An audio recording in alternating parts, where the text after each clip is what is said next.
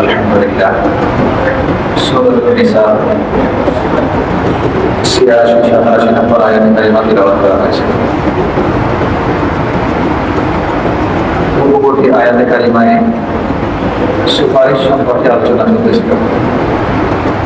যদি কেউ সম্পর্কে কেউ ভালো কাজের সুপারিশ করে তাহলে সেই ভালো কাজ যিনি করবেন তিনি সুপারিশ করলেন, কর্তা যে পরিমাণ স্বভাব হবে সুপারিশকারীও ওই পরিমাণ স্বভাব হবে। এর বিপরীত যদি কোনো মন্দ কাজে কেউ সুপারিশ করে, মন্দ কাজ কেউ আবিষ্কার করে, সেক্ষেত্রে মন্দ কাজ থেকে আবিষ্কার করলো এবং যে ওই আবিষ্কার থেকে ওই আবিষ্কারের শিকার হয়ে পরবর্তীতে যারা যারা সে মন্দ কাজ করলো, যিনি মন্দ কাজ নিজে আবিষ্কার করছেন তার গুনাহ যেমন তার হবে, পরবর্তীতে তারা ওই মন্দ কাজ করার কারণে পরবর্তীতে গুনাহ একটা অংশ তিনি আবিষ্কার করেছেন, উদ্ভাবন করেছেন, তারা আমল হয়ে যাবে। এই আজকের পূর্ব আয়াতে কারিমায় ওই পূর্ববর্তী আয়াতে কারিমার একটা অংশ বিশেষ, সেটা হলো সালাম প্রদান করা। গত মজলিসে অল্প একটু আলোচনা হয়েছিল। সালামও একটা সুপারিশ, সালাম একটা দোয়া, একটা সুপারিশ। সালাম অর্থ হলো আসসালামু আলাইকুম, আপনার উপরে শান্তি বর্ষিত হোক, ওয়া রাহমাতুল্লাহ, আল্লাহর রহমত, ওয়া বারাকাতুহু, এবং আল্লাহ পাকের বরকত। আপনার উপরে আল্লাহর পক্ষ থেকে সালাম, রহমত এবং বরকত বর্ষিত হোক, এই সুপারিশকে বলে সালাম। গত মজলিসে কিছু আলোচনা হয়েছিল। এই সালাম দেওয়ার বিধান শরিয়াতে একজন মুমিন আরেকজনের মুমিনের মুসলমানের উপরে হক। যখন একজন মুমিনের সাথে দেখা হবে, অপর মুমিন তাকে সালাম দেবে, এটা তার প্রাপ্য হক, পাওনা। শরিয়াতে তাকে তার উপর হক রেখে দিয়েছে। যদি না দেয় তাহলে তার হক অনাদায়ের গুনাহ হবে, এটা পাওনা হক। সালাম দেওয়ার হুকুম সুন্নাত, সালামের উত্তর দেওয়া ওয়াজিব। সালাম দেওয়ার হুকুম সুন্নাত, সালামের উত্তর দেওয়া ওয়াজিব। সালাম দিলে কাকে কাকে,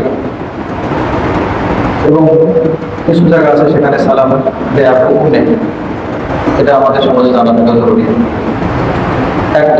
একজন পুরুষ আর একজন পুরুষকে, মুসলমানকে সালাম দেবে, সেই সালামের শব্দ সম্পর্কে গত মজলিসে আলোচনা হয়েছিল। আসসালামু আলাইকুম, অথবা আসসালামু আলাইকুম ওয়া রাহমাতুল্লাহ, অথবা আসসালামু আলাইকুম ওয়া রাহমাতুল্লাহি ওয়া বারাকাতুহু। উত্তর সম্পর্কে আলোচনা হয়েছিল ওয়া আলাইকুম আসসালাম, ওয়া আলাইকুম আসসালাম ওয়া রাহমাতুল্লাহ, ওয়া আলাইকুম আসসালাম ওয়া রাহমাতুল্লাহি ওয়া বারাকাতুহু। তিনভাবে উত্তর দেওয়া যায়। তবে উপরের আয়াতে কারিমায় বিধান শেখানো হয়েছে যে তিনি সালাম দিবেন, তিনি যতটুকু শব্দে সালাম দিবেন, উত্তরদাতা আরো বেশি শব্দ, আরো পরিপূরক শব্দ দিয়ে উত্তর দিবেন। যেমন কেউ যদি বললো আসসালামু আলাইকুম, উত্তরদাতা বলবে ওয়া আলাইকুম আসসালাম ওয়া রাহমাতুল্লাহ। কেউ বললো আসসালামু আলাইকুম ওয়া রাহমাতুল্লাহ, উত্তরদাতা বলবে ওয়া আলাইকুম আসসালাম ওয়া রাহমাতুল্লাহি ওয়া বারাকাতুহু। কেউ যদি সালামে বলে আসসালামু আলাইকুম ওয়া রাহমাতুল্লাহি ওয়া বারাকাতুহু, উত্তরদাতা ওয়া আলাইকুম আসসালাম ওয়া রাহমাতুল্লাহি ওয়া বারাকাতুহু। এভাবে একজন পুরুষকে সালাম দেবে, সে পরিচিত হোক অপরিচিত হোক।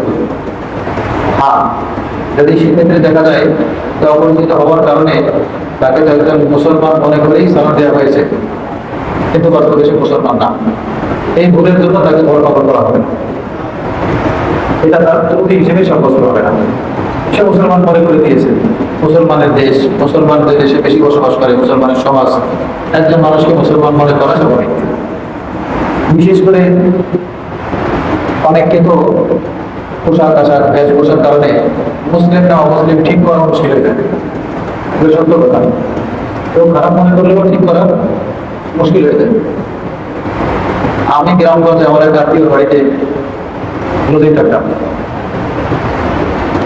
নদীর বাড়ির পাশে এক লোক আছে, ওই আমার নদীর মাস্টারের ভাই সম্পর্কে, এই দূর সম্পর্কে চালাতে ভাই। তো আমি তাকে চিনি মূলত, তাকে একটু ধাক্কা দেওয়ার লক্ষ্যে আমি ইচ্ছা করে ঘরে ঢোকার একটা সময় তাকে যেতে হয়েছে, সালাম দেখে সালাম না দেওয়ার কারণে সে আমাকে মাদ্রাসা ছাত্র ধরে বসছে,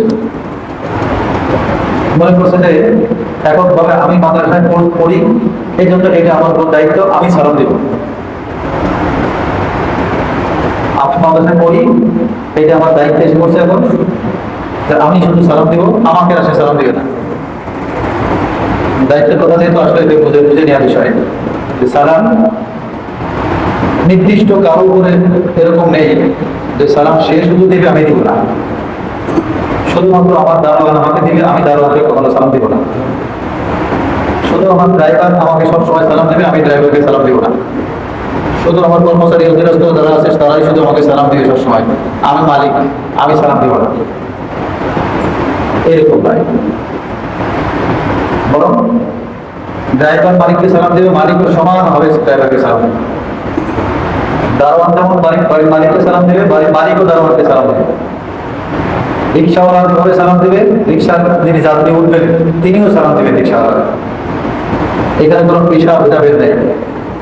বরং যে দুর্বল সে সবলকে সালাম দিলে যে পরিমাণ নেকি হবে, সবল যদি দুর্বলকে সালাম দেয় আরো বেশি নেকি হবে। সালামের মাধ্যমে সবচেয়ে বড় উপকার হয়, অহংকার পদদলিত হয়। অহংকার নিজের থেকে দূরে চলে যাবে। যে আগে সালাম দিতে অভ্যস্ত, সালাম দিতে পারে, তার থেকে অহংকার দূরে চলে যাবে। অনেক সময় এরকম আমি ইমাম সাহেব যদি আমি মনে করি যে মুয়াজ্জিন সাহেব, কারিম সাহেব, মুনাজার আছে, কোনটাই শুধু আমাদের সব সালাম দেয়, এটা অহংকার। তো যে মুয়াজ্জিন হয়েছে যেন অপরাধ, খাদেম হয়েছে যেন অপরাধ। তারা যেহেতু আমার নিচে এখানে চাকরি করে, তারাই শুধু আমাকে সালাম দেবে। আমাদের অনেকের কিন্তু টেন্ডেন্সি এরকম, আমি বাড়ির মালিক, আমি গাড়ির মালিক, আমার ড্রাইভার, আমার বাড়ির দারোয়ান, ওরা সবসময় আমাকে সালাম দেবে, আমি সালাম দিব না। রসুলের আদর্শ এটা নয়, সুন্নাত এটা নয়। বরং তিনি বড়, তিনি যদি সালাম দেন তিনি নিজে নেমে আসতেন, তিনি তার বিনয়ী হওয়ার দলিল এটা, তার নম্রতা ভদ্রতার বিনয়ী হওয়ার দলিল। এতে আল্লাহ তার উপর আরো বেশি রাজি হবে, বেশি খুশি হবে, সন্তুষ্ট হবে। আর যিনি ড্রাইভার সে তো সুন্নাত করলে ভয়ে হোক, ওজন না হইলেও ভয়ে হইলেও দিবে। যিনি দারোয়ান, যিনি অধীনস্থ কর্মচারী, সে তো ভয়ে হইলেও মালিককে সালাম দেবে। যেমন ফকির দেয়, যেমন ফকির সালাম দেয় সুন্নাত আদায় করার জন্য, তার মাথায় থাক না থাক পয়সা যেন পাই। হাদিসের ভিতরে যেন ফিকহের কিতাবে আছে, যদি কোনো ফকিরকে দৃষ্টিতে হয়ে বোঝা যায় যে শুধু পয়সার জন্যই আমাকে শ্রদ্ধা করছে, সালাম দিচ্ছে, সেই সালামের উত্তর না দিলে কোনো গুনাহ হবে না। ফকিরের হাত ভাবে বোঝা যাচ্ছে যে আমাকে শুধু পয়সার জন্যই, শরীয়ত পালন করার জন্য না, নবীর সুন্নাত পালন করার জন্য সালাম দিচ্ছে না। ফকির শুধু খুলুস পয়সার উদ্দেশ্যে সালাম দিচ্ছে, ওই ফকিরের সালামের জবাব না দিলে গুনাহ হবে। ফকির যে সমাজের ভিতরে নিপীড়িত, যে দুর্বল অসহায়, যে সাধারণ একজন মানুষ, সে তো চেয়ারম্যান সাহেবকে দেখলে সালাম আলাইকুম দেবেই। চেয়ারম্যান সাহেব যদি একদম সাধারণ একজনকে দেখে সালাম দেয়, তাই না মূলত ক্যাটাগরি না, হেঁটে মিটে ক্যাটাগরি আছে, সে বিনয়ী আছে, সে নরম, সে নবীর সুন্নাত পালন করার জন্য সালাম দিচ্ছে, এটা না বোঝাতে পারে না। দুর্বল অসহায় সাধারণ একজন মানুষ, কৃষক একজন মানুষ, শ্রমজীবী একজন মানুষ, সে তো বড় একজন মানুষকে, একজন ধর্মকে দেখলে মাঝে মধ্যে তাকে জাকাত দেয়, বছরে একটা ডাকি একটা লুঙ্গি দেয়, তারা দেখলে তো সালাম সে দিবেই। সেই সালাম তো মনের থেকে শরীয়তের সালাম হলো না, তার জন্য দুবার সালাম হলো না।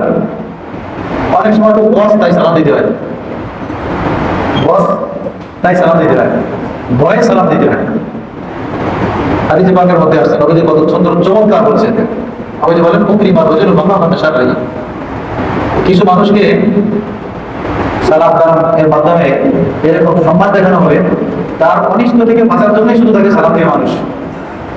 মুকরিমা রাজুল মাকামান শারঈ, মানুষকে সম্মান করবে শুধু, যদি এই সম্মানটুকু তাকে না দেখায় তাহলে সে এখানে টিকতে পারবে না, সমাজে থাকতে পারবে না, এখানে তার চাকরি টিকবে না। তার অনিষ্ট ভয়ে শুধুমাত্র আসসালামু আলাইকুম, আসসালামু আলাইকুম, এই যে সালাম দিয়ে থাকে। যে কথা বলতেছিলাম, সালাম দিয়ে কাকে দিবে? উপরস্থ ব্যক্তি নিচের ব্যক্তিকে সালাম দিলে সেই সালামের সওয়াব বেশি, সেটাই মূলত শরীয়তের মোতাবেক শরীয়ত পালন করে সওয়াবের উদ্দেশ্যে সালাম দিয়েছে, এটা হলো দলিল। নিচের জন তো সে ভয়ে হোক, চাকরি টিকানোর জন্য হোক, যে কোনো কারণ হোক, সে দিবে। তাহলে এক তরকা গেল সালাম। আর একটা পদ্ধতি হলো সাধারণভাবে যদি কেউ বসে থাকে, কেউ আগমন করতে থাকে, কেউ আসতেছে, কেউ বসে আছে, এই গ্রুপের মধ্যে যিনি আগন্তুক ব্যক্তি সে বসা ব্যক্তিকে সালাম দেয়। যদি কোনো দাঁড়ায় থাকা ব্যক্তি থাকে, একজন চলন্ত ব্যক্তি থাকে, চলন্ত ব্যক্তি দাঁড়িয়ে থাকা ব্যক্তিকে সালাম দেবে। একজন পায়ে হেঁটে চলছে আর একজন আরো দ্রুতগামী কোনো সওয়ারিতে চলছে, গাড়িতে চলছে, তো দ্রুতগামী গাড়িতে যিনি চলছেন সে পায়ে হেঁটে চলা ব্যক্তিকে সালাম দেবে। এটাও তাদের একটা ভাব। হ্যাঁ, কোনো কারণবশত তার দায়িত্ব ছিল সে দেয় নেই, দেওয়া হয়নি, তখন বিপরীত ব্যক্তিও দিতে পারবে। এক কথায় বসে আছে, একজন হেঁটে আসছে মজলিসে, হয়তো বা কোনো কারণবশত যিনি আসছেন তিনি দেন নাই, তখন যদি মজলিসের কেউ তাকে সালাম দেন দিতে পারবে। কিন্তু হক যিনি আসছেন তার, যিনি দাঁড়ায় আছেন, তিনি হেঁটে আসছেন, যিনি হেঁটে আসছেন তার হক। এই ক্ষেত্রে পুরুষ পুরুষকে সালাম দেবে, পুরুষ মাত্র মহিলাদেরকে, ওই সমস্ত মহিলাদেরকে সালাম দিতে পারবে যারা মাহরাম, অথবা যারা এই পর্যায়ের বয়স হয়ে গেছে, যাদের থেকে ফিতনার কোনো আশঙ্কা নেই, তাদের সাথে শরীয়ত বহির্ভূত সালামকে কেন্দ্র করে একটা পরিচয়, একটা কথা শোনা, সেখান থেকে ফিতনা ফাসাদে লিপ্ত হওয়া, এরকম কোনো আশঙ্কা নেই। এরকম বয়োবৃদ্ধা মহিলা, অসুস্থ বয়োবৃদ্ধা মহিলা যদি হয়, বাইরে মাহরাম হওয়ার পরেও তাকে সালাম দিতে পারবে। আর যারা বয়স্ক যুবতী এরকম হইলে শুধু যারা মাহরাম, এমন মাহরাম মহিলাদেরকে পুরুষে সালাম দিতে পারবে। কোন গায়ে মাহরাম যুবতী এমন কোন নারীকে পুরুষ সালাম দিবে না, এবং কোন নারীও গায়ে মাহরাম কোন পুরুষকে সালাম দিবে না। কোন নারী যদি গায়ে মাহরাম কোন পুরুষকে সালাম দিয়েই দেয়, যেমন আমাকে প্রায় দেয়, দৈনিক 2-4 বার সম্মুখীন হয়ে যায় রাস্তায় চলার পথে। এমনকি আমি যে বাসায় ভাড়া থাকি, আলী ভাইদের বাসা, সালাম আব্দুল সালাম সাহেব, ওই বাসার অন্যান্য মহিলারা যারা থাকে, ওই সিঁড়ি দিয়ে উঠতে নামতে আমাকে দেখলে অহরহ সালাম দিয়ে দেয়, মহিলারা সমানে দিয়ে।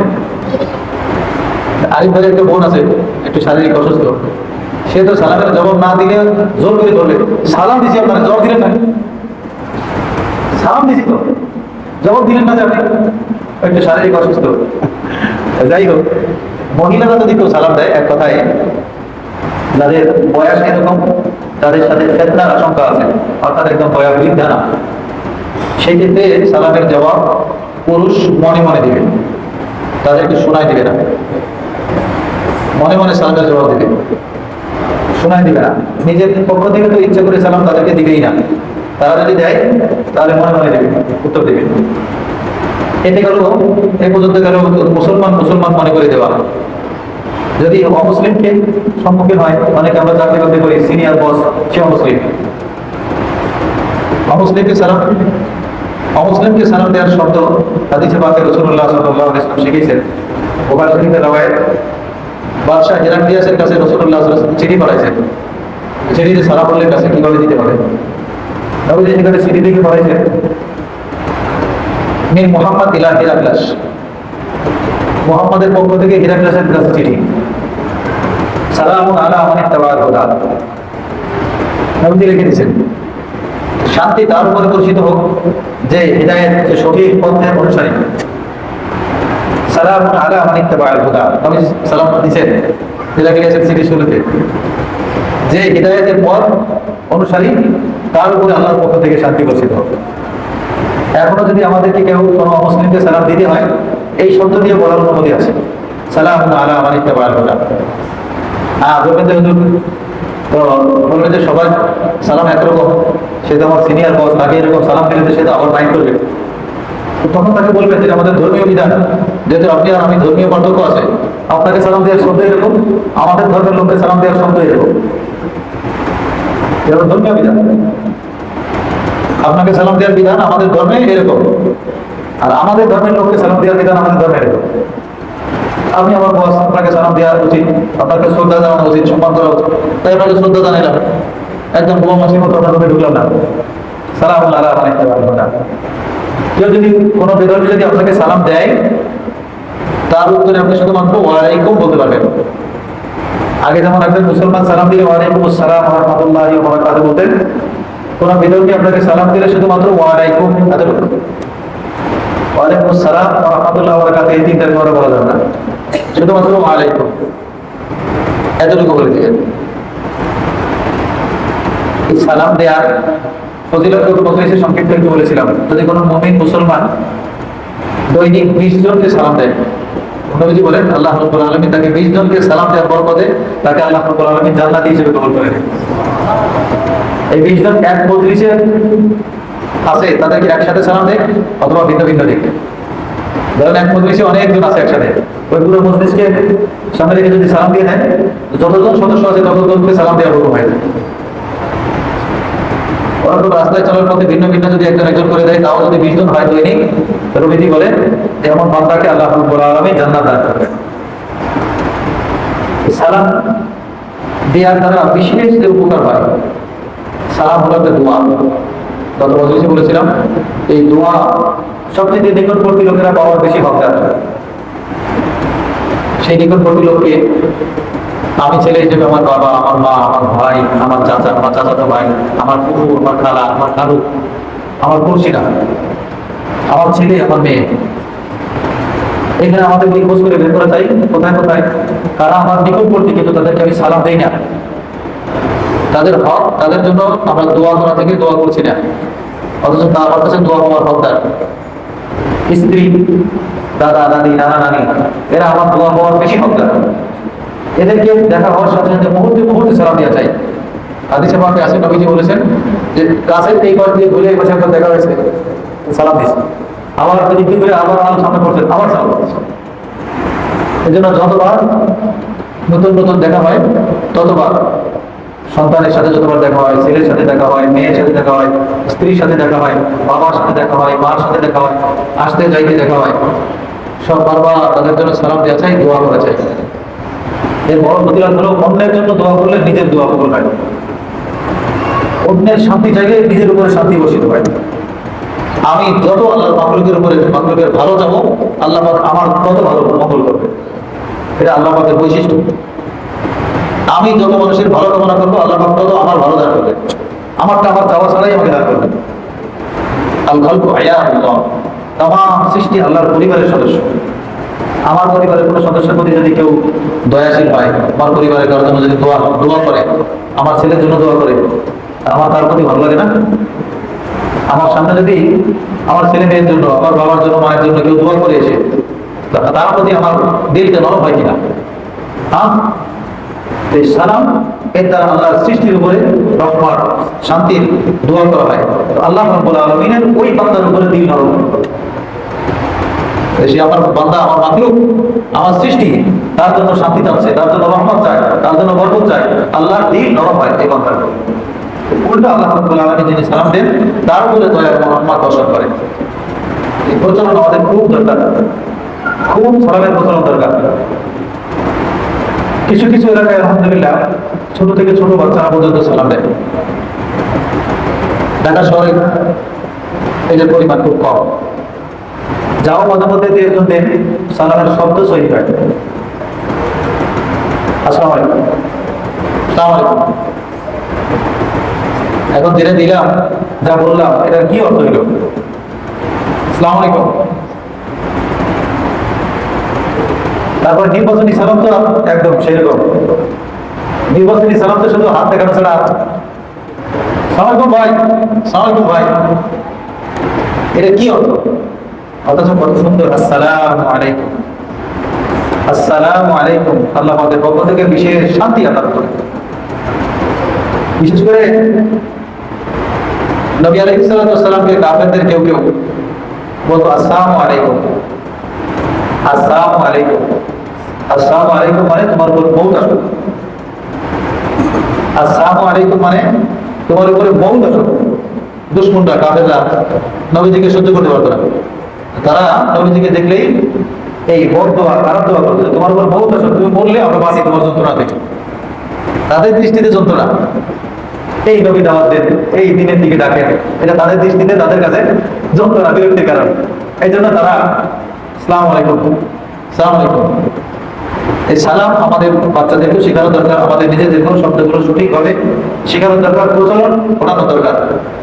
ভাই বোনকে সালাম দেয় খুব কম, স্বামী স্ত্রীকে, স্ত্রী স্বামীকে সালাম দেয় খুব কম, বাবা মাকে সালাম দেওয়া হয় খুব কম, লজ্জা পায়, সিরিয়াসলি লজ্জা। স্ত্রীও সালাম দিতে লজ্জা পায়, স্বামীও স্ত্রীকে সালাম দিতে লজ্জা পায়, মনে করে আমি ছোট হয়ে গেলাম। না, সালাম দিয়ে তারও দাম ভালো। আমাদের গোপালগঞ্জের গভর্নর মাদ্রাসায় একজন হুজুর ছিলেন, এই নোয়াখালীর চৌমনি বাড়ি, চৌমনি হুজুর বলে আমরা ওনাকে ডাকতাম। পুরা গোপালগঞ্জ দক্ষিণবঙ্গের মানুষ ওনাকে চৌমনি হুজুর নামে ছিলেন, ওনার নাম জানি না। হুজুরের ইন্তেকালের বেশ কিছুদিন আগে থেকে হুজুর বন্ধ হয়ে গেছিলেন, অন্তত চোখ দৃষ্টি শক্তি এরকম গেছিল যে কিছু দেখতেন না, বুখারী শরীফ পড়াইতেন না দেখি দেখি, বাবার টাকা মাসে বুখারী শরীফ পড়াইতেন কিন্তু না দেখি, বুখারী খোলা থাকতো কিন্তু দেখতেন না। এমনকি দাউরা হাদিস মাস্টার্স ক্লাসের কোনো ছাত্র যদি অন্যায় করতে থাকে, ছাত্রদের ভিতরে লোক ঠিক করে রাখা ছিল গ্রুপ আমির, আমরা স্কুলে কলেজে বলি ক্যাপ্টেন, না আমাদের মানুষ আমাদের গ্রুপ আমির, এই ছাত্রদের ভিতরে একজন ক্যাপ্টেনকে দিয়ে তাকে বিচারের ব্যবস্থা করতেন, নিজে দেখতেন না, তাকে ধরিয়ে সামনে দাঁড়া করানো হইত, না দেখে এবার বাড়ি 3-3.5 হাত একটা পঞ্চি এখানে কাছে থাকতে হবে। আইনে তার নিয়ম ছিল, হয়তো দেখতেন না, নিয়ম ছিল যে টেবিলের সামনে সামনে দাঁড়া করে দেয় আর বাকিরা চলে যাবে, তাকে দাঁড়া করে দেওয়া হয়তো ওদের এইভাবে বাড়ি দিতে যাতে লাগে, এদিকে দিলে আবার লাগে কি লাগে না কোন দিকে যায়, এইভাবে বাড়ি দিতে। বলার উদ্দেশ্য হলো এই যে লোকটা কিতাব দেখতেছেন না এই পরিমাণ দৃষ্টিহীন, কিন্তু উনি চলতে ফিরতে উঠতে বসতে মাদ্রাসায় বসে থাকতে পারেন নাই। অনেক উস্তাদও রিপোর্ট করছেন তখন টাকা মাদ্রাসায় যে আমরা কৌশলে চেষ্টা করছি হুজুরকে আগে সালাম দেব, কিন্তু হুজুরের এই না দেখা সত্ত্বেও তোমাদের হুজুরকে আগে সালাম দিতে পারে। একদিন জিজ্ঞাসা করা হয়, হুজুর আপনি তো দেখেন না, আমরা চেষ্টা করি আমি দিব দিব দিব দিব হুট করে আপনি আগে দিয়ে দেন, এটা কি বলা হয়? হুজুর মধ্যে আমি যখন কোনোভাবে আস পাই, কোনোভাবে আস করছে কিছু একটা না আমার দিকে আসতেছে, তো যেটা মানুষ আসলো না কোন কুকুর আসলো এই আমার দেখার দরকার নেই, সালাম দেয়। চোখ দিয়ে তো দেখে না, ওই আমার পায়ের আওয়াজ, কোনো কিছু একটা আসতেছে আওয়াজ, এই আওয়াজ যখন একটু বুঝতে পারি যে কোনো একটা কিছু আমার দিকে আসতেছে, তখনই আমি সালাম দিই। এই অপেক্ষা করি না, আমরা তো অপেক্ষা করি এই তো খাদেম সাহেব আমার দিকে আসতেছে, সালামটা উনি আগে দেখে আমাকে দিয়েই পেলাম, আমাকে দিয়েই পেলাম। আমাদের মধ্যে মোশারফুল নবী কাসেমি দামাত বারকাতুহু উনি এক হাদিসের ব্যাখ্যা করতে গিয়ে ওনার নিজেকে দিয়ে উনি উদাহরণ দেন। এক হাদিসে আছে যদি কেউ ফরজ নামাজের পরে মাত্র 10 বার সুবহানাল্লাহ বলে, 10 বার আলহামদুলিল্লাহ, 10 বার আল্লাহু আকবার, 5 ওয়াক্ত ফরজ নামাজের পরে 10 বার সুবহানাল্লাহ, 10 বার আলহামদুলিল্লাহ, 10 বার আল্লাহু আকবার বলতে কতটুকু সময় লাগে? 30 বার বলতে 1 মিনিট থেকে সর্বোচ্চ 1.5 মিনিট, 1.5 মিনিট লাগবে না। 1 মিনিটের সুন্দর মতো আদায় করে হয়ে যাবে। নবীজি বলছেন যে আমলটা খুব সহজ এবং আসান। সুবহানাল্লাহ যে আরবি কোনদিন পড়ি নেই তাকে একবার বলতে বললেও সে বলতে পারে, উচ্চারণে সহজ না? সুবহানাল্লাহ, আলহামদুলিল্লাহ, আল্লাহু আকবার। এরকম বেদর্মিকও যদি একবার দেখে নিতে বলা হয় ভাই এই সুন্দর বলো তো সে বলতে পারে, এত সহজ। জটিল করে কোনো অক্ষর ভালো এখানে নাই যে হরফটা উচ্চারণে তার মুখ বাঁকা যাবে সে বলতে পারবে না, এত সহজ, পরিমাণও এত কম। নবীজি বলেছেন যে আওয়াজটা আমলটা এত সহজ এত কম, কিন্তু ওর ফজিলত অনেক বেশি। যে 5 ওয়াক্ত নামাজের পরে এটা পড়বে ইন্তেকালের সাথে সাথে আল্লাহ রাব্বুল আলামিন তাকে জান্নাতে দিয়ে দিবেন। কিন্তু পরের লোক যেটা বলছে কিন্তু এই আমল করার আমলকারীর সংখ্যা খুবই কম। নবীজি নিজে বলছেন হাদিসে বলছে আমলকারীর সংখ্যা পরিমাণ একদম খুবই কম, মানে সিরিয়াস পর্যায়ে কম। আপনি জরিপ করে দেখবেন কতজনে আমল করে, কেন কম সেটাও নবীজি বলছেন যে আমলটা এত সহজ, শব্দগুলো এত সহজ, পরিমাণ এত কম যে 1 মিনিট লাগে মাত্র, কিন্তু তারপরেও নবীজি বলেন যে এদের আমলকারী সংখ্যা খুব কম।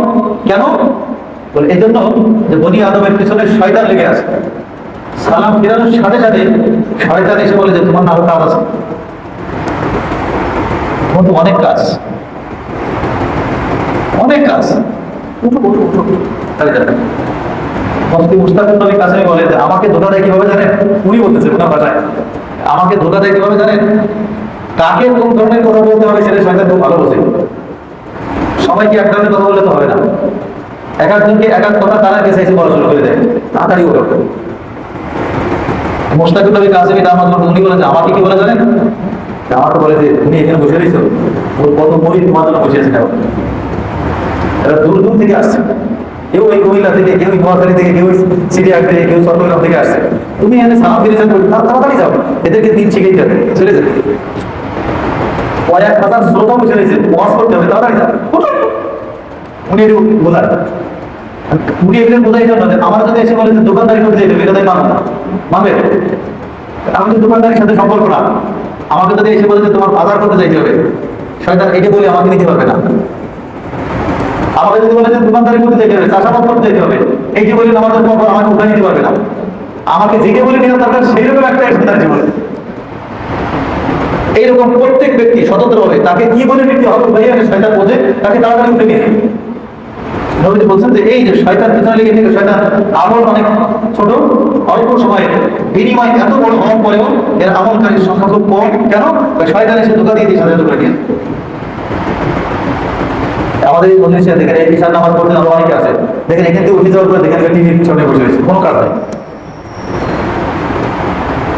কোনো কাজ নেই, অসংখ্য ভাবে যাই হোক একটু খবর দেখি, এটা দেখি ওটা দেখি, টিভি দেখি করে খবর আসে, তাকে হাফ প্যান্ট করা মেয়েরাও আছে, আছে না? যিনি খবর বলেন তাকেই তো দেখা যায় না, তার যে বিশ্রী অবস্থা। খবর শুনেতে যিনি আসেন তারই তো শরীরের কিন্তু 2/3 খোলা থাকে, এইরকম স্টাইল করে খবর শোনাই যাচ্ছে, কি ঠিক কিনা? হ্যাঁ, দোকানে রাতের খবরটা চলে যেতেছে, দেশ বিদেশের খবর নিতে হবে, যাকে যা দিয়ে পরে তাকে ধোকা দিয়ে ভাবে নিয়ে। এভাবে আমাদের জীবন চলছে, এক একজনকে এক এক ভাবে ধোকা দেয়, ধোকা দিয়ে দিয়ে আমল থেকে আমাদেরকে সরায়। যাই হোক, এই সালাম আমরা চেষ্টা করি, এই সালাম বিশাল রহমত সমাজের মধ্যে, পরিবারের মধ্যে বন্ধন সৃষ্টি রাখার জন্য বিশাল বড় এক তদবির। এটা বাবার সাথে ছেলের সম্পর্ক থাকবে, স্বামীর সাথে স্ত্রীর সুসম্পর্ক থাকবে, তাদের পরস্পরের জন্য দোয়া হবে, এক সুন্দর পরিবেশ, পারিবারিক সামাজিক এক সুন্দর বন্ধন। একজন একজনের সাথে দেখলে একটু সালাম দিবে, হাসি দিবে, হাসি দিয়ে সালাম দেওয়ার রসুল বলেছে যে হাসি দিয়ে সালাম দেওয়া সরকার করার মতো। এক মুমিন আর এক মুমিন মুসলমানকে যদি দেখে সালাম দিয়ে হাসি দেয়, এটা দান খয়রাত করার মতো, পকেটের থেকে অল্প সরকার করার মতো সব। আমরা তো অনেক সময় তুচ্ছ তুচ্ছ কারণে ভাই ভাইকে দেখলে সালাম দেয় না, আছে কিনা? ভাই ভাইকে সালাম দেয় না, বাবা সন্তানকে সালাম দেয় না, সন্তান বাবাকে সালাম দেয় না, আরেক দিকে বুঝে আছে। ভাই বোনকে সালাম দেয় না, ওদের সাথে যোগাযোগ রাখে না, সম্পর্ক রাখে না।